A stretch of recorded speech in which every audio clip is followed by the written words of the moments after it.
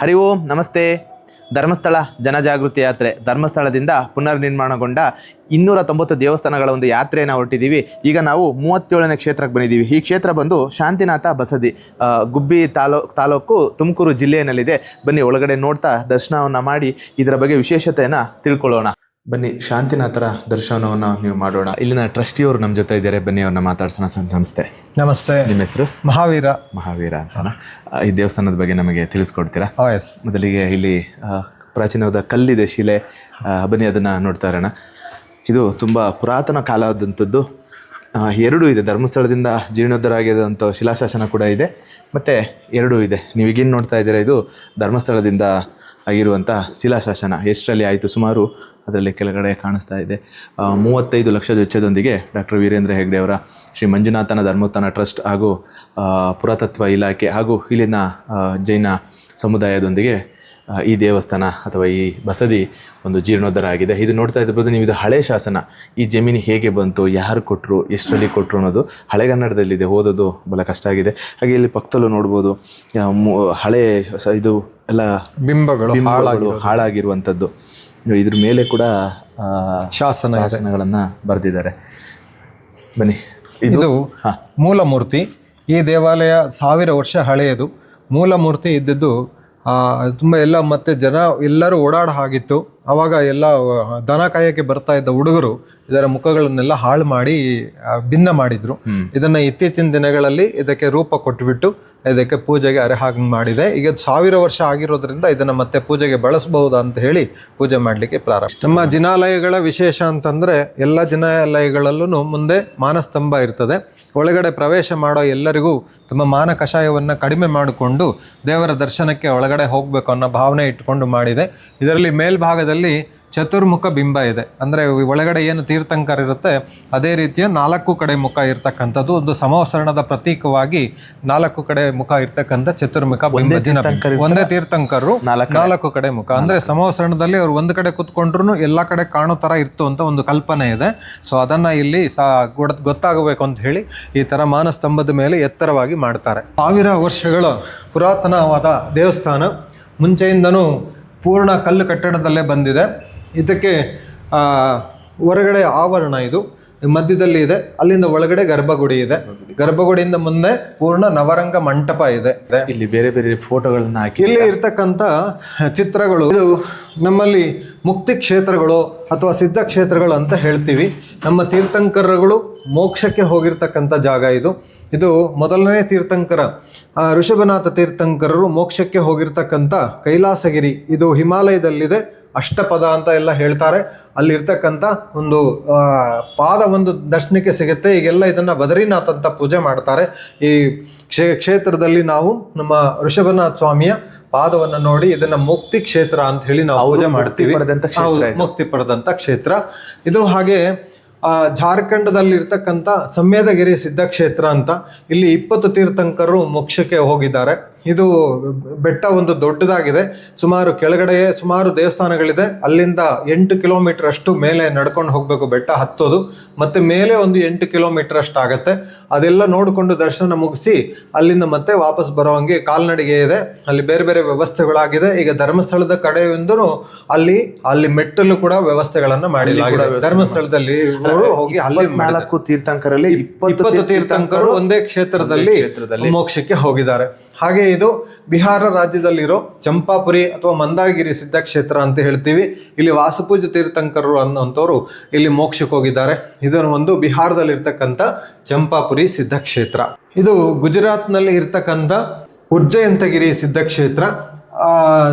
22ನೇ ತೀರ್ಥಂಕರರು ನೇಮಿನಾಥ ತೀರ್ಥಂಕರರು ಇವರು ಮೋಕ್ಷಕ್ಕೆ ಹೋಗಿರ್ತಕ್ಕಂಥ ಜಾಗ ಇದು. ಇದು ಎಲ್ಲ ಕಡಿದಾದ ಬೆಟ್ಟಗಳು. ಸುಮಾರು 12 ಕಿಲೋಮೀಟರ್ ಅಷ್ಟು ನಡ್ಕೊಂಡು ಹೋಗ್ಬೇಕು ಅಷ್ಟು ದೂರದಲ್ಲಿ. ಮತ್ತೆ 12 ಕಿಲೋಮೀಟರ್ ದೂರದಲ್ಲಿದೆ. ಸೊ ಅಲ್ಲಿ ಹೋಗ್ಬೇಕು. ಕೆಳಗಡೆ ಎಲ್ಲ ಅನೇಕ ಮಂದಿರಗಳಿದೆ.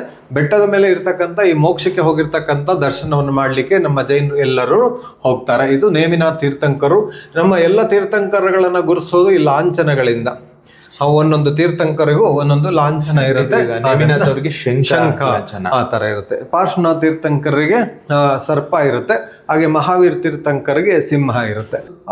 ಬಿಹಾರ ರಾಜ್ಯದಲ್ಲಿರ್ತಕ್ಕಂಥ ಪಾವಾಪುರಿ ಅಂತ ಸಿದ್ಧಕ್ಷೇತ್ರ, ಇಲ್ಲಿ ಮಹಾವೀರ ಸ್ವಾಮಿ ಅವರು ಮೋಕ್ಷಕ್ಕೆ ಹೋಗಿರೋ ಜಾಗ. ಒಂದು ಕೆರೆ ಒಳಗಡೆ ಇರತಕ್ಕಂಥ ಒಂದು ದೇವಸ್ಥಾನದಲ್ಲಿ ಇಲ್ಲಿ ಮೋಕ್ಷಕ್ಕೆ ಹೋಗಿದ್ದಾರೆ.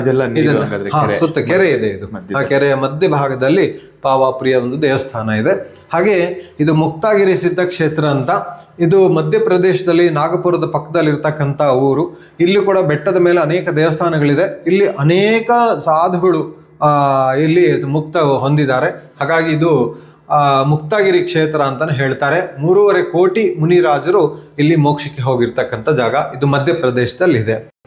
ಈ ಸಿದ್ಧಕ್ಷೇತ್ರಗಳು ಮತ್ತೆ ಯಾರ್ಯಾರು ನಮ್ಮ ಗುರುಗಳಾಗಿ ವಂದನೆ ಮಾಡಿ ಮೋಕ್ಷಕ್ಕೆ ಹೋಗಿದ್ದಾರೆ ಅಂಥವರ ಸ್ಮರಣೆ ಮಾಡೋದು ನಮ್ಮ ಜೈನ ಧರ್ಮದಲ್ಲಿ ಶ್ರೇಷ್ಠವಾಗಿದೆ. ಇಲ್ಲಿ ಯಾವುದೇ ವ್ಯಕ್ತಿ ಪೂಜೆ ಇಲ್ಲ, ಗುಣಗಳ ಆರಾಧನೆ ಇದೆ. ಹಾಗಾಗಿ ಇಲ್ಲಿ ಭಗವಂತರಿಗೆ ನಾವು ಹೇಳ್ತೀವಿ 1008 ಶ್ರೀ ಶಾಂತಿನಾಥ ಸ್ವಾಮಿ. ಹಾಗೆ ಎಲ್ಲ 24 ತೀರ್ಥಂಕರುಗಳು ಕೂಡ 1008 ಗುಣಗಳನ್ನು ಹೊಂದ್ಕೊಂಡಿದ್ದಾರೆ ಅಂತ ಗುಣಗಳ ಆರಾಧನೆ ಮಾಡುವಂಥ ಪರಂಪರೆ ನಮ್ಮದು. ಈ ದೇವಸ್ಥಾನದ ಇನ್ನೊಂದು ವಿಶೇಷ ಅಲ್ಲ, ಇಲ್ಲಿ ಇದು ಅಹಿಂಸಾ ಪರಮೋ ಧರ್ಮ. ನಮ್ಮ ಧರ್ಮದಲ್ಲಿ ಮುಖ್ಯವಾಗಿ ಇರ್ತಕ್ಕಂಥದ್ದು ಎಷ್ಟು ಕರುಣೆ ಮತ್ತು ಬೇರೆ ಪ್ರಾಣಿಗಳ ಜೊತೆ ಹೊಂದಾಣಿಕೆ ಇದೆ ಅನ್ನೋದನ್ನ ತೋರಿಸ್ತಕ್ಕಂಥ ಚಿತ್ರ. ಸಂವತ್ಸರಣ ಆದಾಗ ಅಥವಾ ಎಲ್ಲಿ ಸಂಚಾರ ಮಾಡ್ತಾ ಇರ್ತಾರೆ ಮುನಿಗಳು, ಆ ಥರ ಎಲ್ಲ ಆಗ್ಬೇಕಂದ್ರೆ ಈ ಹಸು ಮತ್ತು ಹುಲಿ ಈ ಚಿತ್ರವನ್ನು ಏನು ತೋರಿಸಿದೆ ಹೀಗೆ ಹೊಂದಾಣಿಕೆ ಇತ್ತು. ಯಾಕೆಂದ್ರೆ ಎರಡು ವೈರ ಸ್ವಭಾವ ಇರ್ತಕ್ಕಂಥ ಪ್ರಾಣಿಗಳು ಹೀಗೆ ಒಂದಕ್ಕೊಂದು ತುಂಬಾ ಪ್ರೀತಿಯಿಂದ ನಡ್ಕೊಂಡು ಹಸುವಿಗೆ ಹುಲಿಯ ಕರುವಿಗೆ ಹಾಲು ಉಣಿಸ್ತಕ್ಕಂಥದ್ದು, ಹಾಗೆ ಹುಲಿ ಹಸುವಿನ ಕರುವಿಗೆ ಹಾಲು ಉಣಿಸ್ತಕ್ಕಂಥದ್ದು. ಇಷ್ಟು ಒಂದು ಅಹಿಂಸಾ ಧರ್ಮವನ್ನು ಬೋಧಿಸ್ತಕ್ಕಂಥ ಧರ್ಮ ಇದು ಅಂತ ಹೇಳಿ ಸಾರೋದಕ್ಕೋಸ್ಕರ ಇದು ನಮ್ಮ ಎಲ್ಲ ದೇವಸ್ಥಾನಗಳಲ್ಲಿ ಇರ್ತದೆ. ಹಾಗೆ ಇದರಲ್ಲಿ ಸಂಸಾರ ಸ್ವರೂಪ ನಮ್ಮ ಜೀವನದಲ್ಲಿ ನಾವು ಹೇಗೆ ಇರಬೇಕು ಅನ್ನೋದನ್ನ ಕಲಿಸ್ಕೊಡ್ತಕ್ಕಂಥದ್ದು. ನೋಡಿ, ನಾವೆಲ್ಲ ಜೀವನದಲ್ಲಿ ಸ್ವಲ್ಪ ಮಾತ್ರ ಆಸೆಗೆ ಇಲ್ಲಿ ಮರದಲ್ಲಿ ಸಿಗ್ತಾ ಇರತಕ್ಕಂಥ ಒಂದು ಜೇನುಗೂಡಿನಿಂದ ಬರ್ತಾ ಇರ್ತಕ್ಕಂಥ ಆಸೆಗೋಸ್ಕರ ನಾವು ಪ್ರತಿದಿನ ಎಲ್ಲ ಜೀವನದ ಸಂಕಷ್ಟಗಳನ್ನು ತಡ್ಕೊಳ್ತೀವಿ. ಸಂಕಷ್ಟಗಳು ಅಂದ್ರೆ ಹೇಗಿರುತ್ತೆ ಅಂತ ನೋಡಿ. ಈಗ ಇಲ್ಲಿ ಜೇನುತುಪ್ಪ ತೊಟ್ಟಿಗ್ತಾ ಇದೆ, ಕೆಳಗಡೆ ಹುಳಗಳು ಕಡಿತಾ ಇದೆ. ಅವನು ಜೀವನಕ್ಕೆ ಸ್ವಲ್ಪ ಮಾತ್ರ ಇಲ್ಲಿ ಇರ್ತಕ್ಕಂಥ ಬಿಳಿಲುಗಳಿಂದ ಇಟ್ಕೊಂಡು ಈ ಸುಖಕ್ಕೋಸ್ಕರನೇ ಆಸೆ ಪಡ್ತಾ ಇದ್ದಾನೆ. ಇಲ್ಲಿ ದೇವತೆಗಳು ಕರೀತಾ ಇದ್ದಾರೆ, ನಾನು ನಿಮ್ಮ ಸ್ವರ್ಗಕ್ಕೆ ಕರ್ಕೊಂಡು ಹೋಗ್ತೀನಿ ಬಾ ಅಂತ. ಆದರೂ ಕೂಡ ಅವನು ಈ ಸಂಸಾರದಲ್ಲಿ ಸಿಗ್ತಕ್ಕಂಥ ಈ ಹನಿಯ ಜೇನು ತುಪ್ಪಕ್ಕೋಸ್ಕರ ಆಸೆ ಪಡ್ತಾ ಇದ್ದಾನೆ. ಇಲ್ಲಿ 2 ಇಲಿಗಳನ್ನು ತೋರಿಸಿದೆ, ಒಂದು ಹುಣ್ಣಿಮೆ ಮತ್ತು ಒಂದು ಅಮಾವಾಸ್ಯೆ. ಹೀಗೆ ದಿನಗಳು ಕಳೆದು ಇದು ಕಡ್ದಂಗೆ ಕೊಂಬೆ ಯಾವಾಗ ಬೇಕಾದ್ರೂ ಮುರಿಬಹುದು. ಮುರಿದು ಕೆಳಗೆ ಬಿದ್ದರೆ ಕೆಳಗಡೆ ಇರ್ತಕ್ಕಂಥ ಸರ್ಪಗಳಿರ್ತಕ್ಕಂಥ ಈ ಬಾವಿಗೆ ಬೀಳಬಹುದು. ಇದೆಲ್ಲದಕ್ಕಿಂತ ಹೆಚ್ಚಾಗಿ ಒಂದು ಆನೆ ಬಂದು ಈ ಮರವನ್ನೇ ಅಳ್ಳಾಡಿಸಿ ಇವನನ್ನು ಬೀಳಿಸೋದಕ್ಕೆ ಟ್ರೈ ಮಾಡ್ತಾ ಇದೆ. ಆದರೂ ಕೂಡ ಇವನು ಈ ತುಪ್ಪದ ಆಸೆಗೋಸ್ಕರ ಈ ಸಂಸಾರದಲ್ಲಿ ಇನ್ನೂ ನಾನು ಕಚ್ಕೊಂಡಿರ್ತೀನಿ ಅಂತ ಕ್ಷಣಿಕವಾದ ಸುಖಕ್ಕೆ ಜೀವನವನ್ನು ಬಲಿ ಕೊಡ್ತಾ ಇದ್ದಾನೆ. ಸ್ವರ್ಗಕ್ಕೆ ಹೋಗ್ತಕ್ಕಂಥ ಅವಕಾಶವನ್ನು ಕಳ್ಕೊಳ್ತಾ ಇದ್ದಾನೆ. ಇದು ನಮ್ಮ ಸಂಸಾರದ ರೂಪ. ಇದನ್ನ ತಿಳಿಸ್ಕೊಡ್ತಕ್ಕಂಥದ್ದು ಇದೆ. ಈ ಕಡೆ ಒಂದಿದೆ, ಇದು ಷಡ್ಲೇಶ ಅಂತ ಹೇಳ್ತೀವಿ. ಮನುಷ್ಯನಿಗೆ ಕ್ಯಾರೆಕ್ಟರ್ಸ್ ಅಂತ ಏನು ಹೇಳ್ತೀವಿ, ಅದರ ಮೂಲಕ ಮನುಷ್ಯನಲ್ಲಿ ಬಣ್ಣಗಳು ಇರ್ತದೆ. ಈ ಒಂದು ಕಪ್ಪು ಬಣ್ಣ ಏನಿದೆ ಅವನಲ್ಲಿ ಎಲ್ಲ ರೀತಿಯ ಕೆಡುಕುಗಳಿರ್ತಾವೆ. ಅವನು ಏನು ಬೇಕಾದರೂ ಮಾಡೋಕ್ಕೆ ತಯಾರಿರ್ತಾನೆ. ಅವನು ಒಂದು ಮರವನ್ನೇ ಒಂದು ಫಲಕ್ಕೋಸ್ಕರ ಪೂರ್ಣವಾಗಿ ಕಡಿದು ಫಲವನ್ನು ತಗೊಳ್ಬೇಕು ಅಂತ ಆಸೆ ಪಡ್ತಾನೆ. ಇದಕ್ಕಿಂತ ಇನ್ನು ಸ್ವಲ್ಪ ನೀಲ ಬಣ್ಣ, ಇದರಲ್ಲಿ ಏನಾಗ್ತದೆ, ಇವನು ಸ್ವಲ್ಪ ಮರದ ಕಾಂಡವನ್ನು ಬಿಟ್ಟು ಮೇಲ್ಗಡೆ ಕೊಂಬ ಅರ್ಧ ಮರವನ್ನೇ ಉರುಳಿಸಿ ಆದ್ರೂ ಇದರಲ್ಲಿರ್ತಕ್ಕಂಥ ಫಲಗಳನ್ನು ತಗೊಳ್ಬೇಕು ಅಂತ ಹೇಳ್ತಾನೆ. ಇಲ್ಲಿಂದ ಇನ್ನು ಸ್ವಲ್ಪ ಕಂದು ಬಣ್ಣಕ್ಕೆ ಬರುತ್ತೆ, ಒಂದು ಕೊಂಬೆಯನ್ನು ಕಡಿದು ಇದರಲ್ಲಿರ್ತಕ್ಕಂಥ ಪೂರ್ಣ ಫಲವನ್ನು ತಗೊಳ್ಬೇಕು ಅಂತ ನೋಡ್ತಾನೆ. ಇದಕ್ಕಿಂತ ಇನ್ನು ಸ್ವಲ್ಪ ಮೇಲೆ ಹೋಗಿ ಒಂದು ರೆಂಬೆಯನ್ನ ಕಡಿದು ರೆಂಬೆ ಮೂಲಕ ನಾವು ಸಿಗ್ತಕ್ಕಂಥ ಜಾಸ್ತಿ ಫಲಗಳನ್ನು ತಗೋಬೇಕು ಅಂತ. ಇನ್ನು ಸ್ವಲ್ಪ ಮುಂದೆ ಹೋಗಿ ಬರೀ ಒಂದು ಚಿಕ್ಕ ಟೊಂಗೆಗಳಂತ ಹೇಳ್ತೀವಲ್ಲ ಅದನ್ನು ಮಾತ್ರ ತಕೊಂಡು ಒಂದು ಗೊನೆಯಲ್ಲಿರ್ತಕ್ಕಂಥ ಫಲವನ್ನು ತಗೊಳ್ಬೇಕು ಅಂತಾನೆ. ಅವೆಲ್ಲದಕ್ಕಿಂತ ಶ್ರೇಷ್ಠ ವ್ಯಕ್ತಿ ಈ ಒಂದು ಕೆಳಗೆ ಬಿದ್ದಂತ ಹಣ್ಣನ್ನು ಮಾತ್ರ ತಕೊಂಡು ನಾನು ಜೀವನ ಮಾಡೋಣ, ಮರಕ್ಕೆ ಏನು ತೊಂದರೆ ಆಗೋದು ಬೇಡ, ಮತ್ತೆ ಜೀವನದಲ್ಲಿ ಯಾವುದಕ್ಕೂ ತೊಂದರೆ ಮಾಡದಂತೆ ನನಗೆ ಬೇಕಾಗಿರೋ ಫಲವನ್ನು ತಗೊಳ್ತಕ್ಕಂಥ ದೃಷ್ಟಿಯನ್ನು ತಿಳಿಸ್ಕೊಳ್ತಕ್ಕಂಥದ್ದು ಷಡ್ಲೇಶ ಅಂತ. ಬಣ್ಣಗಳ ಮೂಲಕ ನಮ್ಮ ಕ್ಯಾರೆಕ್ಟರ್ ಏನು ಅನ್ನೋದನ್ನ ನಮಗೆ ಗೊತ್ತಾಗ್ತದೆ. ಯಾರು ತುಂಬಾ ಕೆಟ್ಟದಾಗಿರ್ತಾರೆ ಅವರಿಗೆ ಈ ರೀತಿಯ ಬಣ್ಣಗಳಿರ್ತವೆ, ಅಂದ್ರೆ ಮನಸ್ಸಿನಲ್ಲಿ ವಿಕೃತಿಗಳಿರ್ತವೆ ಅಂತ ತಿಳಿಸ್. ನಾವು ಇಲ್ಲಿ ಒಳಭಾಗಕ್ಕೆ ಬಂದ್ರೆ ದೇವಸ್ಥಾನದ ಎಡಭಾಗದಲ್ಲಿ ಒಬ್ರು ದೇವರು, ಬ್ರಹ್ಮದೇವರು ಅಂತ ಹೇಳ್ತೀವಿ. 10ನೇ ತೀರ್ಥಂಕರು ಶೀತಲನಾಥ ತೀರ್ಥಂಕರು ಈ ತೀರ್ಥಂಕರರ ಯಕ್ಷ ಅಂತ ಹೇಳ್ತೀವಿ. ನಮ್ಮಲ್ಲಿ ಯಕ್ಷ ಯಕ್ಷೆಯರನ್ನ ನಮ್ಮ ಜೀವನದ ಎಲ್ಲ ಇಷ್ಟಾರ್ಥಗಳನ್ನ ಈಡೇರಿಸೋದಕ್ಕಾಗಿ ಪೂಜೆ ಮಾಡ್ತೀವಿ. ಅದರಲ್ಲಿ ಬ್ರಹ್ಮದೇವರು, ಇದರಲ್ಲಿ ಕುದುರೆ ಬ್ರಹ್ಮದೇವರು ಅಂತ ಹೇಳ್ತೀವಿ. ಇದಕ್ಕೆ ಈ ಬ್ರಹ್ಮದೇವರನ್ನ ನಾವು ಪೂಜೆ ಮಾಡೋದ್ರ ಮೂಲಕ ನಮ್ಮ ಇಷ್ಟಾರ್ಥಗಳನ್ನು ಈಡೇರಿಸೋದಕ್ಕಾಗಿ ಕೇಳ್ಕೊಳ್ತೀವಿ. ಈ ಮುಂಭಾಗದಲ್ಲಿ ಇರ್ತಕ್ಕಂಥ 16 ಕಂಬಗಳಿದ್ದಾವೆ. ಈ ಕಂಬಗಳಲ್ಲಿ ಇದು ಬಳಪದ ಕಲ್ಲು ಅಂತ ಹೇಳ್ತೀವಿ. ತುಂಬ ನುಣುಪಾಗಿರ್ತಕ್ಕಂಥ ಕಲ್ಲು. ಇದರಲ್ಲಿ ಸುಂದರವಾದ ಕೆತ್ತನೆಗಳನ್ನು ಮಾಡಿದ್ದಾರೆ. ಇತ್ತೀಚಿನ ದಿನಗಳಲ್ಲಿ ಸ್ವಲ್ಪ ಹಾಳಾಗಿದ್ದಂಥದ್ದನ್ನೆಲ್ಲ ಸ್ವಲ್ಪ ರಿನೋವೇಟ್ ಮಾಡಿಸಿ, ಧರ್ಮಸ್ಥಳ ಸಂಘದಿಂದ ಏನು ಕೆಲಸ ನಡೀತಾ ಇತ್ತು ಆ ಸಂದರ್ಭದಲ್ಲಿ ರಿನೋವೇಟ್ ಮಾಡಿಸಿ ಚಿತ್ರಗಳನ್ನು ಸ್ವಲ್ಪ ಚೆನ್ನಾಗಿ ಕಾಣೋ ಹಾಗೆ ಮಾಡಲಾಗಿದೆ.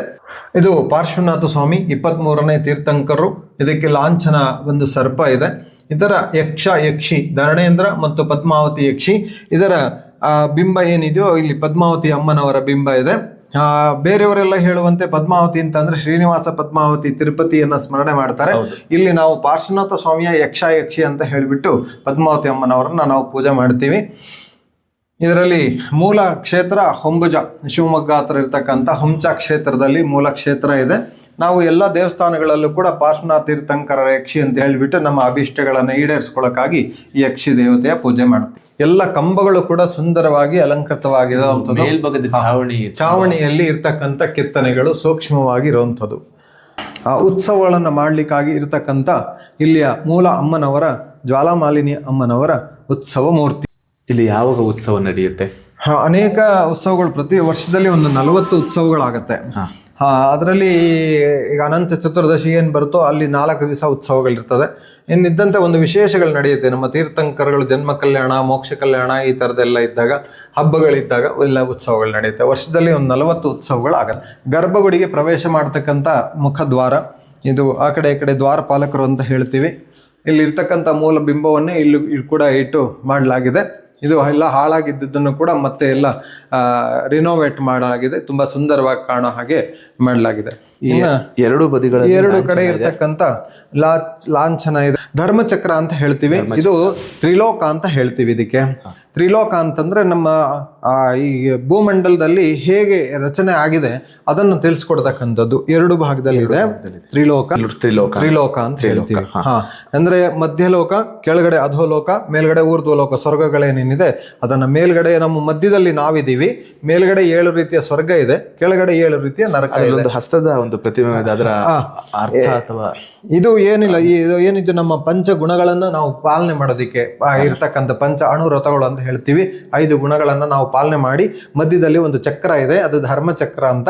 ಅದರ ಮೂಲಕ ನಾವು ಧರ್ಮದ ಸಾಧನೆ ಮಾಡ್ತಾ ಇದ್ದೀವಿ ಅಂತ ಹೇಳ್ತಕ್ಕಂಥ ಸತ್ಯ, ಅಹಿಂಸೆ, ಅಸ್ಥೇಯ, ಅಪರಿಗ್ರಹ, ಬ್ರಹ್ಮಚರ್ಯ ಇವು ನಮ್ಮ ಪಂಚ ಅಣುವ್ರತಗಳು. ಇವನ್ನ ಪಾಲನೆ ಮಾಡ್ತಾ ನಾವು ಧರ್ಮ ಚಕ್ರವನ್ನ ಸಾಧನೆ ಮಾಡ್ತೀವಿ. ಮೇಲ್ಗಡೆ ಸ್ವಸ್ತಿಕ ಇದೆ. ಇದು 3 ಲೋಕದಲ್ಲಿ 4 ಗತಿಗಳಲ್ಲಿ ತಿರುಗಿ ಕೂಡ ಮೋಕ್ಷಕ್ಕೆ ಹೋಗ್ತಕ್ಕಂಥ ವಿಚಾರವನ್ನು ತಿಳಿಸ್ತಕ್ಕಂಥದ್ದು ಇದೆ. ಇದು ಲೋಕದ ಸ್ವರೂಪ ಗರ್ಭಗುಡಿಗೆ. ಈಗ ಎದುರಿಗೆ ಕಾಣ್ತಾ ಇರ್ತಕ್ಕಂಥದ್ದು 16ನೇ ತೀರ್ಥಂಕರರು ಶ್ರೀ ಶಾಂತಿನಾಥ ಸ್ವಾಮಿಯ ಮೂಲ ಬಿಂಬ. ಇಲ್ಲಿ ಪ್ರತಿದಿನ ಇದಕ್ಕೆ ಪೂಜೆ ಬೆಳಗ್ಗೆ ಮತ್ತು ಸಾಯಂಕಾಲ ನಡೆಯುತ್ತೆ. ಈ ದೇವಾಲಯದ ಈ ಒಂದು ಮಂಟಪದಲ್ಲಿ 9 ಅಂಕಣಗಳಿದೆ. ಈ ಅಂಕಣಗಳೇ ಇಲ್ಲಿಯ ವಿಶೇಷ. 9 ಅಂಕಣಗಳು ಒಂದೇ ತರನೇ ಇದೆಯಾ? ಎಲ್ಲವೂ ಬೇರೆ ಬೇರೆ ಇದೆ. ಸೂಕ್ಷ್ಮವಾದ ಕೆತ್ತನೆಗಳಿದೆ. ಮಧ್ಯದಲ್ಲಿ ಅನೇಕ ಚಿತ್ರಗಳನ್ನ ಚಿತ್ರಿಸಲಾಗಿದೆ. ಈ ಒಂದು ಇದರಲ್ಲಿ ಮಧ್ಯದಲ್ಲಿ ನಾಟ್ಯ ಮಾಡ್ತಾ ಇರ್ತಕ್ಕಂಥದ್ದು ಮತ್ತು ಸುತ್ತಲೂ ವಾದ್ಯಗಳ ಒಂದು ಚಿತ್ರವನ್ನ ಮಾಡಲಾಗಿದೆ. ನೋಡಿ, ಮೃದಂಗ ಎಲ್ಲ ನುಡಿಸ್ತಾ ಇದ್ದಾರೆ. ಮಧ್ಯದಲ್ಲಿ ನಾಟ್ಯವನ್ನ ಮಾಡೋದಿದೆ. ನೋಡಿ, ಕೆಳಗಡೆ ಕೂಡ ಅದೇ ರೀತಿ ಮೃದಂಗವನ್ನ ನುಡಿಸ್ತಾ ಇರ್ತಕ್ಕಂಥ ಚಿತ್ರಗಳಿದೆ. ನಾಟ್ಯ ಮಾಡಬೇಕಂದ್ರೆ ಏನೇನು ವಾದ್ಯಗಳನ್ನು ನುಡಿಸ್ತಾರೆ ಆ ಎಲ್ಲವುಗಳ ಚಿತ್ರಣ ಇದೆ. ಈ ಒಟ್ಟಾರೆ ದೇವಸ್ಥಾನದಲ್ಲಿ ಹೀಗೆ 24 ತೀರ್ಥಂಕರಗಳ ಚಿತ್ರಗಳು ಇದೆ. 24 ತೀರ್ಥಂಕರಗಳ ಚಿತ್ರಗಳು ಇದೆ. ಎಲ್ಲಾ ಕಂಬದಲ್ಲಿ ಅದನ್ನ ಕೆತ್ತನೆ ಮಾಡಲಾಗಿದೆ. ಈ ದೇವಸ್ಥಾನದ ಒಂದು ರೌಂಡ್ ಬರೋದ್ರೊಳಗೆ 24 ತೀರ್ಥಂಕರ ದರ್ಶನ ಆಗತ್ತೆ. 2ನೇ ಇದಕ್ಕೆ ಹೋಗೋಣ. ಇಲ್ಲೂ ಕೂಡ ಅಷ್ಟೇ ನಾಟ್ಯವನ್ನ ಮಾಡ್ತಾ ಮೃದಂಗವನ್ನ ಮತ್ತೆ ಬೇರೆ ಬೇರೆ ರೀತಿಯ ತಾಳ ವಿದ್ಯೆಗಳ ಏನಿಂದ ವಾದ್ಯಗಳು ಆ ಎಲ್ಲವನ್ನ ನುಡಿಸ್ತಾ ಇರ್ತಕ್ಕಂಥದ್ದಿದೆ. ಇಲ್ಲಿ ಯಾರು ತೀರ್ಥಂಕರ ನಾವು ಕಾಣ್ಬೋದು? ಇಲ್ಲಿದೆ. ಅದೆಲ್ಲ ಸಿಂಬಲ್ ಹಾಳಾಗಿದೆ. ಸೊ ಒಟ್ಟು 24 ತೀರ್ಥಂಕರು ಒಂದು ಸುತ್ತಿನಲ್ಲಿ ಬರುತ್ತೆ. ಇದರಲ್ಲಿ ವಿಶೇಷ ಅಂದ್ರೆ ಮಧ್ಯದ ಇರುವಂತದ್ದು. ಆಮೇಲೆ ಹೋಗೋಣ ಅಲ್ಲಿ. ಅಲ್ಲಿಗೆ ಆಮೇಲೆ ಹೋಗೋಣ. ಸೊ ಇಲ್ಲೂ ಅಷ್ಟೇ ನೋಡಿ, ತೀರ್ಥಂಕರ ಚಿತ್ರ ಇದೆ, ಹೀಗೆ ಎಲ್ಲ ಬರ್ತದೆ. ಇಲ್ಲಿ ವಾದ್ಯಗಳ ಸಮೇತ ಮಧ್ಯದಲ್ಲಿ ಇರ್ತಕ್ಕಂಥ ಈ ಚಿತ್ರಗಳು ಬೇರೆ ಬೇರೆ ಇದೆ. ನಾಟ್ಯದಲ್ಲಿ ಬೇರೆ ಬೇರೆ ಏನು ಪ್ರಕಾರಗಳು ಬರ್ತಾವೋ ಆ ಎಲ್ಲವೂ ಬರುತ್ತೆ ನೋಡಿ. ಇಲ್ಲಿ 4 ಮೂಲೆಯಲ್ಲೂ ಬಿಂಬಗಳಿದೆ, ತೀರ್ಥಂಕರ ಬಿಂಬಗಳು. ಹೀಗೆ ನೋಡ್ಲಿಕ್ಕೆ ಒಂದೇ ತರ ಕಾಣಿಸಿದ್ರು ಕೂಡ ಅದು ಬೇರೆ ಬೇರೆ ಎಲ್ಲವೂ ಬೇರೆ ಬೇರೆ ಇದೆ. ಸೂಕ್ಷ್ಮವಾದ ಕೆತ್ತನೆಗಳು ಇದೆ, ಅದರಲ್ಲಿ ಚಿತ್ರಗಳು ಬೇರೆ ಬೇರೆ. ನಮ್ಮಲ್ಲಿ ತ್ರಿಕಾಲ ತೀರ್ಥಂಕರು ಅಂತ ಹೇಳ್ತೀವಿ. 3 ಕಾಲದಲ್ಲಿ 24 ಜನ ತೀರ್ಥಂಕರು ಬರ್ತಾರೆ ಅಂತ. ಹಾಗಾಗಿ ಮಧ್ಯದಲ್ಲಿ ಕೂಡ ಆ ಬಿಂಬಗಳನ್ನು ಮಾಡಲಾಗಿದೆ. 24 ತೀರ್ಥಂಕರು ಇಂಟು 3 ಅಂತಂದ್ರೆ 72 ತೀರ್ಥಂಕರಗಳಾಯ್ತು. ಅವುಗಳ ದರ್ಶನನೂ ಈ ಸುತ್ತಿನಲ್ಲಿ ಆಗತ್ತೆ. ಇದು ಫ್ಲವರ್ ಇದು. ಇಲ್ಲಿ ಬೇರೆ ಪೂಜೆ ವಿಧಾನ ಆರಾಧನೆಗಳು ಎಲ್ಲ ಮಾಡಿದ್ರೆ ಅದಕ್ಕೆ ಮೇಲ್ಗಡೆಯಿಂದ ಒಂದು ಪುಷ್ಪದ ರೀತಿಯಲ್ಲಿ ಅಲಂಕೃತವಾಗಿ ಇರಬೇಕು ಅಂತ ಹೇಳಿ ಮುಂಭಾಗದಲ್ಲಿ ಇರ್ತಕ್ಕಂಥದ್ದನ್ನ ಈ ರೀತಿ ಮಾಡಲಾಗಿದೆ. ಇಲ್ಲಿ ಯಾವುದೇ ಮಂಡಲಗಳನ್ನ ಬರೆಯೋದು ಎಲ್ಲವನ್ನ ಈ ಜಾಗದಲ್ಲಿ ಮಾಡ್ತೀವಿ. ಅದಕ್ಕೆ ಇದನ್ನ ನೆಟ್ ಕೂಡ ಮಾಡಿದೆ. ಇದಕ್ಕೆ ಬೇರೆ ಬೇರೆ ರೀತಿಯ ಚಾಮರ, ಛತ್ರಗಳು, ಈ ತರ ಎಲ್ಲವನ್ನ ಅಲಂಕರಿಸಲಾಗುತ್ತೆ ನೋಡಿ. ಇಲ್ಲಿ ಮತ್ತೆ 24 ತೀರ್ಥಂಕರಗಳ ಪೈಕಿ ಹಲವಾರು ತೀರ್ಥಂಕರಗಳ ಚಿತ್ರಗಳು ಕಾಣುತ್ತೆ. ಇಲ್ಲಿ ನಮ್ಮ ಮುನಿಗಳಿಗೆ ಆಹಾರ ಮಾಡ್ತಕ್ಕಂಥದ್ದು ವಿಧಾನವನ್ನ ಕೆತ್ತಲಾಗಿದೆ. ಮುನಿಗಳ ಜೊತೆ ಆಹಾರಕ್ಕೆ ಹೋಗ್ತಕ್ಕಂಥದ್ದು, ಮುನಿಗಳಿಗೆ ಆಹಾರ ನೀಡುವಂತ ನವರಸ ವಾದ್ಯ.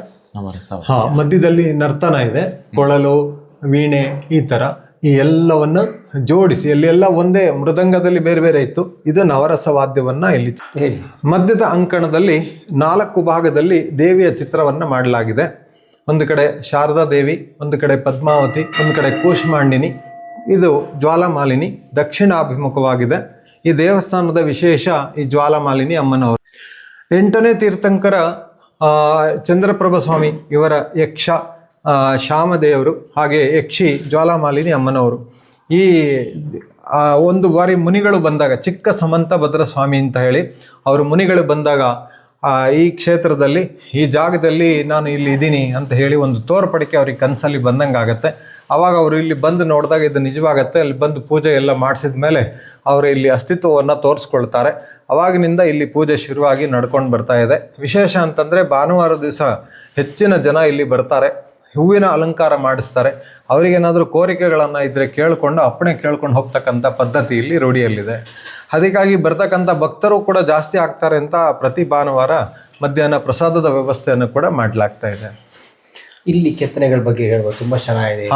ಇಲ್ಲಿ ಎಲ್ಲದಕ್ಕಿಂತ ಹೆಚ್ಚಿನ ಕೆತ್ತನೆಗಳು ಇಲ್ಲಿದೆ, ಸೂಕ್ಷ್ಮವಾದ ಕೆತ್ತನೆಗಳು. ಇಲ್ಲಿ ಇಂದ್ರಾದಿ ದೇವತೆಗಳು, ಸ್ವರ್ಗವಾಸಿಗಳು ಅಂತ ಏನೇನು ಹೇಳ್ತೀವಿ, ಅಲ್ಲಿರ್ತಕ್ಕಂಥ ಎಲ್ಲ ದೇವರುಗಳ ಚಿತ್ರವನ್ನು ಕಥೆಗಳ ಮೂಲಕ ಇಲ್ಲಿ ಚಿತ್ರಿಸಲಾಗಿದೆ. 24 ಜನ ತೀರ್ಥಂಕರಿದ್ದಾರೆ. ಅವರ ಬಿಂಬಗಳನ್ನು ನಮ್ಮ ಎಲ್ಲ ದೇವಾಲಯಗಳಲ್ಲಿಟ್ಟು ಪೂಜೆಯನ್ನು ಮಾಡಲಾಗ್ತದೆ. ಹೀಗೆ ಪಂಚಲೋಹದ ಬಿಂಬಗಳು ಪುರಾತನ ಕಾಲದಿಂದನೂ ಎಲ್ಲ ದೇವಾಲಯಗಳಲ್ಲಿ ಸಿಗುತ್ತೆ. ಅದರಂತೆ ಇಲ್ಲಿರ್ತಕ್ಕಂಥ ಎಲ್ಲ ಬಿಂಬಗಳನ್ನು ಜೋಪಾನ ಮಾಡಿ ಪ್ರತಿದಿನ ಪೂಜೆಗೆ ಇಟ್ಕೊಳ್ಳಾಗತ್ತೆ. ನಾವು ಇದಕ್ಕೆ ಜಿನವಾಣಿ ಅಂತ ಹೇಳ್ತೀವಿ, ಸರಸ್ವತಿ ದ್ವಾದಶಾಂಗ ಅಂತ ಹೇಳ್ತೀವಿ. ಇದನ್ನು ನಮ್ಮ ಪೂರ್ಣ ಮುಂಚೆ ಇದ್ದಂಥ ಎಲ್ಲ ವಿಚಾರಗಳನ್ನು ಅದರಲ್ಲಿ ತಿಳಿಸ್ಕೊಡ್ತಕ್ಕಂಥ ವಿಚಾರಗಳು ಆ ದ್ವಾದಶಾಂಗದಲ್ಲಿ ಇದೆ. ಇದನ್ನೇನು ಮಂದಾರಗಿರಿಗೆ ಹೋದಾಗ ಒಂದು ಅಲ್ಲಿ ಅದು ಸಪರೇಟ್ ಒಂದು ದೇವಾಲಯನೇ ಮಾಡಿದ್ದಾರೆ, ಮಂದಾರಗಿರಿ. ನೋಡಿ ಇಲ್ಲಿ ಕಂಬಗಳು ಎಲ್ಲವೂ ಬೇರೆ ಬೇರೆ ಕೆತ್ತನೆಗಳಾಗಿದೆ. ಸುತ್ತ ಇರ್ತಕ್ಕಂಥ ಕಂಬಗಳು ಬೇರೆ ಬೇರೆ ಇದೆ.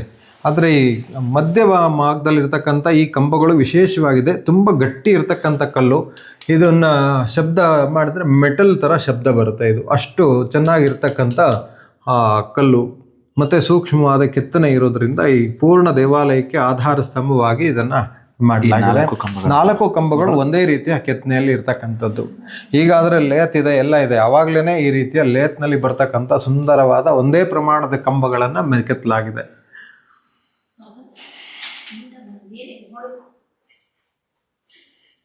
ಈ ಒಳಾಂಗಣವನ್ನು ಶುದ್ಧ ಮಾಡಿ, ಅಂದರೆ ಎಲ್ಲ ಟೈಲ್ಸ್ ಎಲ್ಲ ಹಾಕಿ ಸುಮಾರು 25 ವರ್ಷ ಆಗಿದೆ. ಈ ದೇವಾಲಯದಲ್ಲಿ 2 ಗೋಡೆ ಇದೆ. ಒಂದು AC ಥರ ಇದೆ ಒಳಗಡೆ. ಈಗ ಸ್ವಲ್ಪ ಎಲ್ಲ ಚೇಂಜ್ ಆಗಿದೆ, ಸಿಮೆಂಟ್ ವರ್ಕ್ ಮಾಡಿದ್ಮೇಲೆ. ಆ ಒಳಗಡೆ ಇದ್ದ ಕಟ್ಟಡಕ್ಕೆ ಇದೆಲ್ಲ ಪ್ಲಾಸ್ಟಿಂಗ್ ಮಾಡಿದೆ. ಒಂದು ಕಟ್ಟಡ ಬೇರೆ, ಇನ್ನು ಹೊರಗಡೆ ಇರೋ ಕಟ್ಟಡನೇ ಬೇರೆ.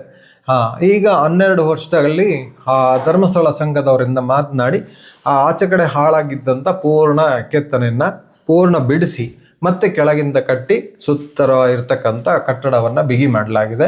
ದೇವಸ್ಥಾನಕ್ಕೆ ಭದ್ರತೆಯನ್ನು ಕೊಡಲಾಗಿದೆ. ಇನ್ನು ಸಾವಿರಾರು ವರ್ಷ ದೇವಸ್ಥಾನ ಬಾಳಿಕೆ ಬರೋಂಗೆ ಮಾಡಲಾಗಿದೆ. ಬನ್ನಿ ಹೊರಗಡೆ.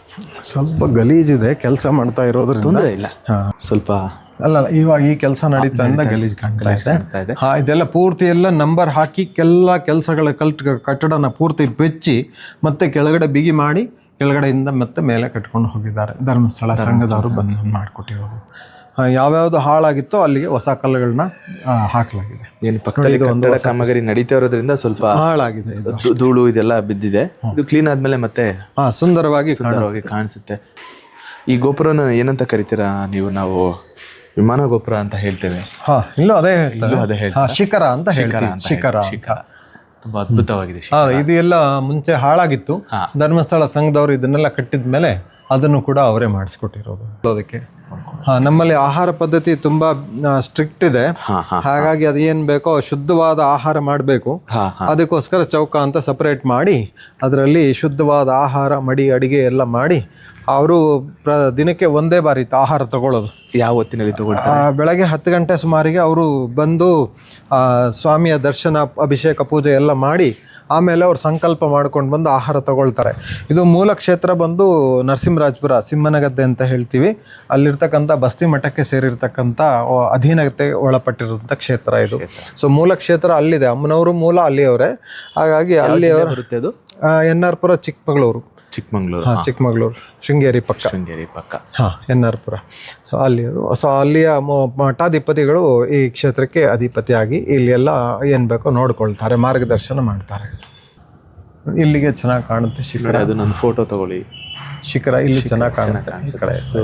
ಧೂಳು ಎಲ್ಲ. ಬಟ್ ನಮಗೆ ಎರಡಿದೆ ಅಂತ ಅನ್ಸಲ್ಲ. ಅಂದ್ರೆ ಕಲ್ ನೀವು ಹೇಳ್ತಾ 2 ಪದರ ಇದೆ. ಎರಡಿದೆ ಲೇಯರ್. ಒಳಗಡೆ ಒಂದು ಲೇಯರ್, ಹೊರಗಡೆ ಒಂದು ಲೇಯರ್. ಇಲ್ಲಿ ಆಚೆ ಕಾಣಿಸೋದಿಲ್ಲ, ಬಟ್ ಗೋಡೆ ಅಷ್ಟು ದಪ್ಪ ಇದೆ. ತುಂಬಾ ಜನ ಮುನಿಗಳನ್ನ ನೋಡ್ತೀವಿ, ನಡ್ಕೊಂಡೇ ಬರ್ತಾ ಇರ್ತಾರೆ. ಹೌದು. ಅದು ಈಗಲೂ ಇದೆಯಾ ಪದ್ಧತಿ? ಹೇಗೆ? ಅಲ್ಲ, ಅವರು ಇರೋವರೆಗೂ ಅದೇ ಪದ್ಧತಿನೇ. ಅವರಲ್ಲಿ ಮೊದಲಿಂದನೂ ಅವರಿಗೆ ಒಂದು ನಿಯಮ ಇದೆ. ಆ ನಿಯಮಗಳನ್ನು ಪಾಲನೆ ಮಾಡಬೇಕು. ಅವಿಗೆ ಎಲ್ಲ ಮುನಿಗಳಿಗೆ 108 ಗುಣಗಳು ಅಂತ ಕೊಡ್ತಾರೆ. ಆ 108 ಗುಣಗಳಲ್ಲಿ ಈ ಥರ ನಡ್ಕೊಂಡು ಹೋಗೋದು, ಕೈಯಲ್ಲೇ ಆಹಾರ ತಗೊಳ್ಳೋದು, ಒಂದು ಹೊತ್ತು ಆಹಾರ ತಗೊಳ್ಳೋದು, ವಸ್ತ್ರ ಇಲ್ಲದಂತೆ ದಿಗಂಬರರಾಗಿರೋದು, ಈ ರೀತಿ ಎಲ್ಲ ನಿಯಮಗಳನ್ನು ಪಾಲನೆ ಮಾಡಬೇಕು. ಇದಲ್ಲದೆ ಕಠಿಣವಾದ ನಿಯಮಗಳು ಏನೇನು ನಾವು ಗುಣಗಳನ್ನು ಹೇಳ್ತೀವಿ ಆ ರೀತಿ ಎಲ್ಲ ಗುಣಗಳನ್ನು ಮಾಡೋದು, ಮತ್ತು ಧ್ಯಾನ ಇತ್ಯಾದಿಗಳನ್ನು ಸ್ವತಃ ಆಚರಣೆ ಮಾಡ್ತಾ ಅವರು ಮೋಕ್ಷಕ್ಕೆ ಹೋಗ್ತಕ್ಕಂಥ ದಾರಿಯನ್ನು ಕಂಡುಕೊಳ್ತಕ್ಕಂಥದ್ದು ನಮ್ಮಲ್ಲಿ ಶ್ರೇಷ್ಠವಾಗಿದೆ. ಹಾಗಾಗಿ ಎಲ್ಲರಿಗಿಂತ ಧರ್ಮದಲ್ಲಿ ಆಚರಣೆಯಲ್ಲಿ ಜೈನ ಧರ್ಮ ಕಷ್ಟ, ಆದರೆ ಶ್ರೇಷ್ಠ. ಮತ್ತೆ ಈ ಮುನಿಗಳು ಯಾವಾಗ ದೀಕ್ಷೆ ತಗೋತಾರೆ? ಅದರ ಹಂತ ಏನು ಬರುತ್ತೆ? ಮುನಿಗಳು ಅಂತಂದ್ರೆ ಈಗ ಯಾರ್ಯಾರು ದೊಡ್ಡ ಮುನಿಗಳು ಇರ್ತಾರೆ ಅವರ ಸಂಘದಲ್ಲಿ ಹೋಗ್ತಾರೆ. ಅದರಲ್ಲಿ ಜೈನ ಧರ್ಮದ ತತ್ವಗಳು, ವಿಚಾರಗಳು ಎಲ್ಲವನ್ನ ತಿಳ್ಕೊಳ್ತಾರೆ. ಇದರಲ್ಲಿ ಹುಟ್ಟಿನಿಂದ ಜೈನರಾಗಿರ್ಬೇಕು ಅಂತೇನಿಲ್ಲ. ಬೇರೆ ಧರ್ಮದವರು ಕೂಡ ನಮ್ಮ ಮುನಿಗಳ ಜೊತೆ ಬರ್ಬೇಕಂದ್ರೆ ಅವರ ಆಹಾರ, ವಿಚಾರ, ವಿಹಾರ ಎಲ್ಲವನ್ನ ನೋಡ್ತಾರೆ, ಧರ್ಮದ ಬಗ್ಗೆ ತಿಳ್ಕೊಳ್ತಾರೆ. ಅವರಿಗೆ ಯಾವಾಗ ವೈರಾಗ್ಯ ಬರುತ್ತೋ ಅವಾಗ ಸಂಘದಲ್ಲಿ ಸೇರ್ಕೊಳ್ತಾರೆ. ಸಂಘದಲ್ಲಿ ಸೇರ್ಕೊಂಡ್ಮೇಲೆ ಚಿಕ್ಕ ಚಿಕ್ಕ ಪಾಲನೆಗಳನ್ನು ಮಾಡ್ತಾ ಹೋಗ್ತಾರೆ, ಧರ್ಮದ ಸೂತ್ರಗಳನ್ನು. ನಂತರ ಅವರಿಗೆ ಚಿಕ್ಕದಾಗಿ ಮೊದಲದು ಬ್ರಹ್ಮಚಾರಿ ದೀಕ್ಷೆ ಕೊಡಲಾಗತ್ತೆ. ಬ್ರಹ್ಮಚಾರಿ ದೀಕ್ಷೆ ಆದಮೇಲೆ ಹಲವಾರು ವರ್ಷಗಳು ಆ ಸಾಧನೆಯಲ್ಲಿ ಅವರು ತೊಡಗಿಸ್ಕೊಂಡು ಅವರಿಗೆ ಹಂತ ಹಂತವಾಗಿ ಮತ್ತೆ ಐಲಕ, ಕ್ಷುಲ್ಲಕ ಈ ರೀತಿಯ ಒಂದೊಂದೇ ವಸ್ತ್ರಗಳನ್ನು ಕಡಿಮೆ ಮಾಡ್ತಾ ಅವರಿಗೆ ಮನಸ್ಸಿನಲ್ಲಿ ಕಠಿಣತೆಯನ್ನು ತಂದುಕೊಂಡು ಸಾಧನೆ ಮಾಡೋದಕ್ಕೆ ಮಾರ್ಗವನ್ನು ತೋರಿಸ್ಕೊಂಡು ಬೆಳೆಸ್ತಾರೆ. ಅವರಿಗೆ ಆ ಸಾಧನೆ ಎಲ್ಲ ಬಂದ ಮೇಲೆ ಆಮೇಲೆ ದಿಗಂಬರತ್ವದ ದೀಕ್ಷೆ ಕೊಡ್ತಾರೆ. ಅದರಲ್ಲಿ ಕೂಡ ಇನ್ನೂ ಚೆನ್ನಾಗಿ ಸಾಧನೆ ಮಾಡಿ ಉಪಾಧ್ಯಾಯ ಪದವಿ, ಆಚಾರ್ಯ ಪದವಿ ಅಂತ ಎಲ್ಲ ತಗೊಳ್ಬಹುದು. ಈ ರೀತಿಯ ಸಾಧನೆಗಳನ್ನು ನಮ್ಮ ಜೈನ ಧರ್ಮದಲ್ಲಿ ಹೇಳ್ಕೊಂಡು ಬಂದಿದೆ. ಪ್ರತಿಯೊಬ್ಬರು ಸಾಧನೆ ಮೂಲಕ ಹೋಗಬೇಕು ಹೊರತು ಬರೀ ಹೆಸರಿಗೆ ಆಗಲಿ ಇನ್ನೊಂದರಲ್ಲಾಗಲಿ ಪ್ರಖ್ಯಾತಿ ಪಡ್ಕೊಂಡು ದೊಡ್ಡವರಾಗಕ್ಕೆ ಅಸಾಧ್ಯ ಇಲ್ಲ. ಎಲ್ಲರೂ ಅವರವರ ಸಾಧನೆ ಮೂಲಕವೇ ದೊಡ್ಡವರ. ಸುಮಾರು ಒಂದು 4-5 ತಿಂಗಳಿಂದ ಧರ್ಮಸ್ಥಳ ಮತ್ತು ಹೆಗ್ಡೆಯವರ ಬಗ್ಗೆ ಅಪವಾದ ಬರ್ತಾ ಇದೆ. ಇದ್ರ ಬಗ್ಗೆ ನಿಮ್ಮ ಅನಿಸಿಕೆ? ನೋಡಿ, ಧರ್ಮಸ್ಥಳದಲ್ಲಿ ಹೆಗ್ಡೆಯವರ ಪರಂಪರೆ ಇವತ್ತೇನು ಹೊಸದಾಗಿ ಬಂದಿಲ್ಲ. ಅವರ ಪೂರ್ವಜರಿಂದ ಬಂದಿರತಕ್ಕಂಥದ್ದು. ಅವರ ಸಾಧನೆಯನ್ನು ಗುರುತಿಸಿ ಮಂಜುನಾಥ ಸ್ವಾಮಿನೇ ಅವರ ಒಂದು ಪರಂಪರೆಗೆ ಏನಿದೆಯೋ ಅವರ ಕುಟುಂಬಕ್ಕೆ ಒಂದು ಅಧಿಕಾರವನ್ನು ಕೊಟ್ಟಿದೆ. ಅದಕ್ಕೆ ಅಣ್ಣಪ್ಪ ಸ್ವಾಮಿಯ ರಕ್ಷೆ ಕೂಡ ಅಲ್ಲಿದೆ. ಅವರು ಇನ್ನೂ ನಡ್ಕೊಂಡು ಬಂದಿದ್ದಾರೆ. ಇಲ್ಲಿವರೆಗೆ ಅವ್ರು ನಡ್ಕೊಂಡು ಬಂದವರು ಬರೀ ದೇವರು ಮತ್ತು ಕ್ಷೇತ್ರಕ್ಕಷ್ಟೇ ಸೀಮಿತವಾಗಿತ್ತು. ಆದರೆ ವೀರೇಂದ್ರ ಹೆಗ್ಡೆ ಅವರು ಬಂದ ಮೇಲೆ ಇಡೀ ಲೋಕ ಕಲ್ಯಾಣದ ಮಹತ್ವವನ್ನು ಅವರು ತಿಳಿಸ್ಕೊಡ್ತಾ ಇದ್ದಾರೆ. ಏನೇನು ಸಾಧಕ ಬಾಧಗಳನ್ನು ತಿಳಿದುಕೊಂಡು ಏನೇನು ಒಳ್ಳೆಯ ಕೆಲಸಗಳನ್ನು ಜನಕಲ್ಯಾಣಕ್ಕೋಗಿ ಮಾಡಬಹುದು ಅಂತ ಎಲ್ಲ ಕೆಲಸಗಳನ್ನು ಮಾಡ್ಕೊಂಡು ಬಂದಿದ್ದಾರೆ. ಅವರು ಬೇರೆ ಬೇರೆ ಟ್ರಸ್ಟ್ಗಳ ಮೂಲಕ ಆಡಳಿತಾಧಿಕಾರ ನೇಮಿಸಿಕೊಂಡು ಸರಿಯಾದ ನಿಟ್ಟಿನಲ್ಲಿ ಎಲ್ಲ ರೀತಿಯ ಸೌಲಭ್ಯಗಳನ್ನು ಜನಗಳಿಗೆ ಕೊಡ್ತಾ ಇದ್ದಾರೆ. ಧರ್ಮಸ್ಥಳ ಗ್ರಾಮಾಭಿವೃದ್ಧಿ ಯೋಜನೆ ಕೂಡ ಅದರ ಒಂದು ಭಾಗವಾಗಿದೆ. ಅದರ ಮೂಲಕ ಅನೇಕ ಜನಗಳಿಗೆ ಮೈಕ್ರೋ ಫೈನಾನ್ಸ್ನಿಂದ ಹಿಡಿದು ಅನೇಕ ಸವಲತ್ತುಗಳನ್ನು ಕೊಡೋದ್ರ ಮೂಲಕ ಆ ಜನಗಳಿಗೆ ಬೇಕಾಗಿರ್ತಕ್ಕಂಥ ಅನುಕೂಲತೆಗಳನ್ನ ಮಾಡಿಕೊಡ್ತಾ ಇದ್ದಾರೆ. ಇವತ್ತು ಸರ್ಕಾರ ಕೂಡ ಯಾವುದೇ ಒಂದು ಲಂಚ ಇತ್ಯಾದಿ ಖರ್ಚುಗಳಿಲ್ಲದೆ ಅಥವಾ ಮೋಸ ಇಲ್ಲದೆ ಜನಗಳಿಗೆ ತಲುಪಿಸ್ಬೋದು ಅಷ್ಟು ವ್ಯವಸ್ಥೆಗಳನ್ನು ಧರ್ಮಸ್ಥಳ ಸಂಘ ಅವರ ಕಾರ್ಯಕರ್ತಗಳ ಕಡೆಯಿಂದ ಮಾಡಿಕೊಡ್ತಾ ಇದೆ. ಮತ್ತು ಇದರಲ್ಲಿ ಯಾವುದೇ ಇಲ್ಲ, ಎಲ್ಲವೂ ಕೂಡ ಮಂಜುನಾಥನ ಸ್ವಾಮಿಯ ಮೇಲಿನ ಶ್ರದ್ಧೆಯಿಂದ ಅವರ ಭಕ್ತಿಯಿಂದ ಎಲ್ಲವೂ ನಡ್ಕೊಂಡು ಹೋಗ್ತಿದೆ, ಎಲ್ಲೂ ಲೋಪ ಬರದ ಹಾಗೆ ನಡ್ಕೊಂಡು ಹೋಗ್ತಾ ಇದೆ. ಮತ್ತು ಯಾರಿಗೆ ಯಾವುದೇ ಸಾಲವನ್ನು ಕೊಡಬೇಕಂದ್ರೆ ಯಾವುದೇ ಶ್ಯೂರಿಟಿ ಆಗಲಿ ಇನ್ನೊಂದಾಗಲಿ ಕೇಳದೆ ಅವರನ್ನು ಒಂದು ಸ್ವಾಮಿಯ ಭಕ್ತಿಯ ಮೇಲೆ ಮತ್ತು ಒಂದು ಸಂಘದ ಆಧಾರದ ಮೇಲೆ ಏನು ಸಾಲಗಳನ್ನು ಮತ್ತು ವ್ಯವಸ್ಥೆಗಳನ್ನು ಕೊಟ್ಟಿದ್ದಾರೆ. ಅದಕ್ಕೆ ಇವತ್ತು ಲಕ್ಷಾಂತರ ಜನಗಳು ಭಾಗಿಯಾಗಿ ಅದರ ಉಪಯೋಗ ಮಾಡಿಕೊಂಡಿದ್ದಾರೆ. ಇಷ್ಟೇ ಅಲ್ಲದೆ ಅವರು ಶೈಕ್ಷಣಿಕ ಕ್ಷೇತ್ರದಲ್ಲೂ ಅನೇಕ ಕೆಲಸಗಳನ್ನು ಮಾಡಿ ಶಿಕ್ಷಣ ಸಂಸ್ಥೆಗಳನ್ನು ಮಾಡಿ ಶಿಕ್ಷಣವನ್ನು ಒಳ್ಳೆಯ ರೂಪದಲ್ಲಿ ಕೊಡ್ತಾ ಇದ್ದಾರೆ, ಬೇರೆ ಎಲ್ಲರಿಗಿಂತ ಮಾದರಿಯಾಗಿ ಕೊಡ್ತಾ ಇದ್ದಾರೆ. ಇದಕ್ಕಿಂತ ಹೊರತಾಗಿ ಇನ್ನು ಅವ್ರು ಮಾಡ್ತಾ ಇರ್ತಕ್ಕಂಥದ್ದು ಧರ್ಮಸ್ಥಳ ಮಂಜುನಾಥೇಶ್ವರ ಈ ದೇವಸ್ಥಾನಗಳನ್ನು ಅಭಿವೃದ್ಧಿ ಮಾಡ್ತಕ್ಕಂಥ ಟ್ರಸ್ಟು. ಇಲ್ಲಿವರೆಗೆ ಅನೇಕ ದೇವಸ್ಥಾನಗಳಾಗಿ ಈಗ ನಿನ್ನೆ ತಾನೇ ನೋಡಿದಂತೆ ಸುಮಾರು 1200 ದೇವಸ್ಥಾನಗಳು ಹತ್ರ ಜೀರ್ಣೋದ್ಧಾರಗೊಂಡಿದೆ. ಲಕ್ಷಾಂತರ ರೂಪಾಯಿ ಖರ್ಚು ಮಾಡಿ ಮಾಡ್ತಾ ಇರ್ತಕ್ಕಂಥ ಇದಕ್ಕೆ ಸರ್ಕಾರದ ಸಹಾಯ ಕೂಡ ಸ್ವಲ್ಪ ಬರ್ತಾ ಇದ್ರು ಕೂಡ ಮುಖ್ಯ ವ್ಯವಸ್ಥೆಯನ್ನು ಚೆನ್ನಾಗಿ ನೋಡ್ಕೊಂಡು ಹೋಗ್ತಾ ಇರ್ತಕ್ಕಂಥದ್ದು ಈ ಧರ್ಮಸ್ಥಳ ಟ್ರಸ್ಟ್. ಹೀಗೆ ವೀರೇಂದ್ರ ಹೆಗ್ಗಡೆ ಅವರು ಇಲ್ಲಿವರೆಗೂ ಮಾಡ್ತಿರ್ತಕ್ಕಂಥ ಎಲ್ಲ ಕೆಲಸಗಳು ಕೂಡ ಜನಗಳಿಗೆ ತಲುಪ್ತಕ್ಕಂಥದ್ದು ಮತ್ತು ಜನ ಕಲ್ಯಾಣ ಮತ್ತು ಕ್ಷೇತ್ರ ಕಲ್ಯಾಣ ಹಾಗೆ ಸಮಾಜಮುಖಿಯಾಗಿ ಇರ್ತಕ್ಕಂಥ ಕೆಲಸಗಳು ನಡೀತಾ ಇದೆ. ಆದರೆ ಇದನ್ನು ಸಹಿಸ್ತಾ ಇರತಕ್ಕಂಥ ಜನಗಳು ಅವರ ಮೇಲೆ ಬೇರೆ ಬೇರೆ ರೀತಿಯ ಪಿತೂರಿಯನ್ನು ಸಾಧನೆ ಮಾಡಿಕೊಂಡು ಯಾವುದೋ ಸಂದರ್ಭವನ್ನು ಯಾವುದಕ್ಕೋ ಬಳಸ್ಕೊಂಡು ಅವರ ಮೇಲೆ ಹೆಸರು ಕೆಡಿಸೋದಕ್ಕಾಗಿ ಕ್ಷೇತ್ರದ ಹೆಸರನ್ನು ಹಾಳು ಮಾಡೋದಕ್ಕಾಗಿ ಮಾಡ್ತಾ ಇದ್ದಾರೆ. ಇದು ಎಲ್ಲವೂ ಕುತಂತ್ರ. ಅವರನ್ನು ಹಾಳು ಮಾಡೋದಕ್ಕೆ ಅಥವಾ ಒಂದು ಧರ್ಮವನ್ನೇ ಹಾಳು ಮಾಡಿಬಿಟ್ಟು ಆ ಧರ್ಮದ ಸೇವಕರು ಏನಿದ್ದಾರೆ ಅದು ಜನಗಳಲ್ಲಿ ದುರ್ಬುದ್ಧಿಯನ್ನು ತುಂಬಿ ಜನಗಳಿಗೆ ಇರ್ತಕ್ಕಂಥ ಆಸ್ಥೆಯನ್ನು ಕಳೆದು ಜನಗಳಲ್ಲಿ ಬೇರೆ ಬೇರೆ ರೀತಿಯ ಪರಿವರ್ತನೆ ಆಗಬೇಕು ಅಥವಾ ಅವ್ರ ಮೇಲೆ ವಿರುದ್ಧವಾದ ಭಾವನೆಗಳು ಬರಬೇಕು ಅಂತ ಮಾಡ್ತಾ ಇರ್ತಕ್ಕಂಥ ಪಿತೂರಿ ಬಿಟ್ಟರೆ ಬೇರೆ ಏನಿಲ್ಲ. ಇದಕ್ಕಿಂತ ಹೆಚ್ಚಾಗಿ ದೇವಸ್ಥಾನಕ್ಕೆ ಬರ್ತಾ ಇರ್ತಕ್ಕಂಥ ಆದಾಯಗಳ ಮೇಲೆ ಕಣ್ಣಿದೆ, ಅದನ್ನು ಕೂಡ ಕಿತ್ಕೊಂಡು ಬೇರೆ ಬೇರೆ ರೀತಿಯ ಇನ್ಯಾರಿಗೋ ಕೊಡೋದಕ್ಕೋಸ್ಕರ ಮಾಡ್ತಾ ಇರ್ತಕ್ಕಂಥ ಒಂದು ವ್ಯವಸ್ಥಿತ ಸಂಚು ಇದು. ಹಾಗಾಗಿ ಇದನ್ನೆಲ್ಲ ನಾವು ವಿರೋಧ ಮಾಡ್ತೇವೆ. ಇಷ್ಟು ವರ್ಷಗಳಿಂದ ಧರ್ಮದ ಆಧಾರದಲ್ಲಿ ನಡ್ಕೊಂಡು ಹೋಗ್ತಾ ಇರ್ತಕ್ಕಂಥ ಅವರಿಗೆ ದೇವರು ಅನೇಕ ರೀತಿಯ ಶಕ್ತಿಯನ್ನು ಕೊಡಲಿ, ಎಲ್ಲವನ್ನ ಸಮರ್ಥವಾಗಿ ನಿಭಾಯಿಸ್ತಕ್ಕಂಥ ಶಕ್ತಿಯನ್ನು ಕೊಡಲಿ ಅಂತ ಹೇಳಿ ನಾವು ಬೇಡ್ಕೊಳ್ತೀವಿ. ಖಂಡಿತ ಒಳ್ಳೆ ಮಾಹಿತಿಗಳನ್ನು ಜೈನ ಧರ್ಮದ ಬಗ್ಗೆ ಮತ್ತು ಇಲ್ಲಿನ ಬಸದಿ ಬಗ್ಗೆ ತಿಳಿಸ್ಕೊಟ್ಟಿದ್ದಾರೆ. ತುಂಬ ಧನ್ಯವಾದ. ನಮಸ್ತೆ ಸ್ನೇಹಿತರೆ, ಎಷ್ಟೋ ಹಿಂದೂಗಳು ಅಥವಾ ತುಂಬ ಜನ ಜೈನರು ಬೇರೆ ಹಿಂದೂ ಬೇರೆ ಅಂತೀರ. ಈ ವಿಡಿಯೋ ಪೂರ್ತಿಯಾಗಿ ನೋಡಿದವ್ರಿಗೆ ಅರ್ಥ ಆಗಿರುತ್ತೆ ಬೇರೆ ಬೇರೆ ಅಲ್ಲ ಒಂದೇನೆ ಅಂತ ಹೇಳ್ಬಿಟ್ಟು. ನಮಗೆ ಮಹಾವೀರರ ಬಗ್ಗೆ ಮಾತ್ರ ಬುಕ್ಸ್ಗಳಲ್ಲಿ ಸ್ಕೂಲ್ಗಳಲ್ಲಿ ತಿಳಿಸ್ಕೊಡ್ತಾ ಇದ್ರು, ಮಹಾವೀರರು ಕೊನೆಯ ತೀರ್ಥಂಕರು, ಇಷ್ಟನ್ನು ಬಿಟ್ಟು ಬೇರೆ ಏನು ನಾವು ಯಾರೂ ತಿಳ್ಕೊಂಡಿಲ್ಲ. ಈ ವಿಡಿಯೋನ ಪೂರ್ತಿ ನೋಡಿದವ್ರಿಗೆ ಒಂದಿಷ್ಟು ಅರ್ಥ ಆಗಿರುತ್ತೆ. ಇಲ್ಲಿನೂ ಕೂಡ ಮಹಾವೀರ ಅನ್ನೋರು ನಮಗೆ ಪೂರ್ತಿಯಾಗಿ ವಿವರಣೆಯನ್ನು ತಿಳಿಸ್ಕೊಟ್ಟಿದ್ದಾರೆ. ನಮಗೆ ತುಂಬ ಖುಷಿಯಾಯಿತು. ಈ ವಿಡಿಯೋನ ಪೂರ್ತಿ ನೋಡಿದವರು ಇನ್ನೊಬ್ಬರಿಗೆ ಶೇರ್ ಮಾಡಿ, ಲೈಕ್ ಮಾಡಿ, ಹಾಗೆ ನಿಮ್ಮ ಅಭಿಪ್ರಾಯವನ್ನು ಕಮೆಂಟ್ಸ್ ಮಾಡಿ. ತುಮಕೂರಿಗೆ ಪ್ರವಾಸ ಬಂದಂಥವರು ಖಂಡಿತ ಈ ಗುಬ್ಬಿ ಪಕ್ಕದಲ್ಲಿರೋ ನಿಟ್ಟೂರಿಗೆ ಒಂದ್ಸಲ ಬಂದು ನೋಡಿ. ಜೈನ ಧರ್ಮದ ಒಂದು ಗೋಡೆ ಅಥವಾ ಒಂದು ಕನ್ನಡಿ, ಇಡೀಗನ್ನಡಿ ಇಲ್ಲೆಲ್ಲ ಇದೆ. ತೀರ್ಥಂಕರ್ ಹೇಗಿದ್ದಾರೆ ನೀವು ವಿಡಿಯೋದಲ್ಲಿ ನೋಡಿದ್ದೀರಾ. ತುಮಕೂರಿಗೆ ಬಂದಂಥ ಪ್ರವಾಸಿಗರು ಇಲ್ಲಿಗೆ ಒಂದ್ಸಲ ಬಂದು ಗೂಗಲ್ ಮ್ಯಾಪ್ ಹಾಕಿದ್ರೆ ತೋರಿಸುತ್ತೆ, ಇದು ನಿಟ್ಟೂರಿನಲ್ಲಿರುವಂಥ ಜೈನ ಮಂದಿರ ಅಂತಂದರೆ ತೋರಿಸುತ್ತೆ. ಖಂಡಿತವಾಗಿ ಒಂದ್ಸಲ ಭೇಟಿ ನೋಡಿ. ನಿಮ್ಮಲ್ಲಿ ಸ್ವಲ್ಪ ಚೇಂಜಸ್ ಬರೋದ್ರಲ್ಲಿ ಎರಡು ಮಾತಿಲ್ಲ ಅಂತ ನಾನು ಹೇಳ್ತೇನೆ. ಜೈ ಹಿಂದ್, ಜೈ ಕರ್ನಾಟಕ.